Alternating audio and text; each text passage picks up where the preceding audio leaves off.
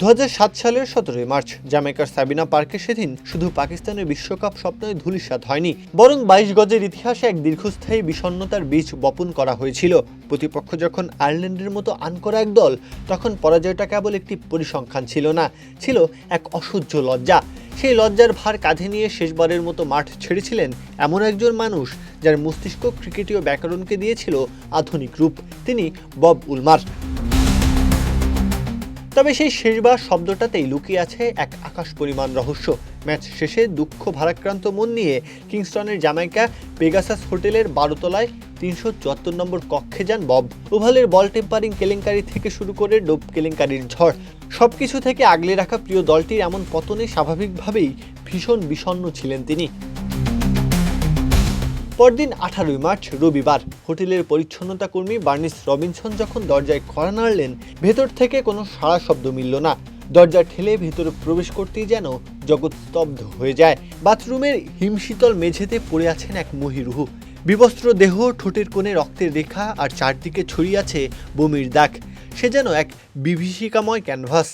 হাসপাতালে নিয়ে যাওয়া হলে চিকিৎসকরা যখন তাকে মৃত ঘোষণা করলেন, ক্রিকেট বিশ্ব তখন শোকের চেয়ে বেশি স্তব্ধ হয়ে গিয়েছিল।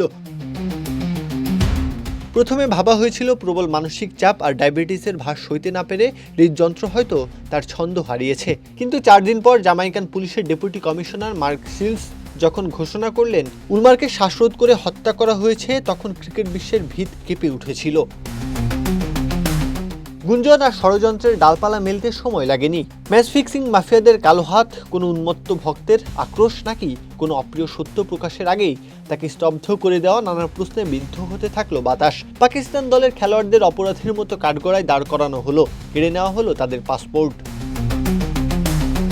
তদন্তের জাল ছড়িয়ে পড়ল পুরো ক্রিকেট বিশ্বে। কিন্তু যে প্যাথোলজিস্ট ডক্টর ইরেস এশাইয়া খুনের দাবি করেছিলেন, তার যোগ্যতার জৌলুস ছিল ম্লান। তখন ব্রিটেন, দক্ষিণ আফ্রিকা আর কানাডার 3 জন বিশ্বসেরা ফরেন্সিক পণ্ডিত সেই মৃত্যুকে পুনরায় ব্যবচ্ছেদ করলেন। তখন খুদের তকমাটি মিথ্যে প্রমাণিত হলো। তারা রায় দিলেন প্রকৃতি তার প্রাণ কেড়ে নিয়েছে, কোনো মানুষ নয়। 2007 সালের জুন মাসে মামলার ফাইল বন্ধ হলো বটে, কিন্তু সংশয়ের মেঘ কাটল না।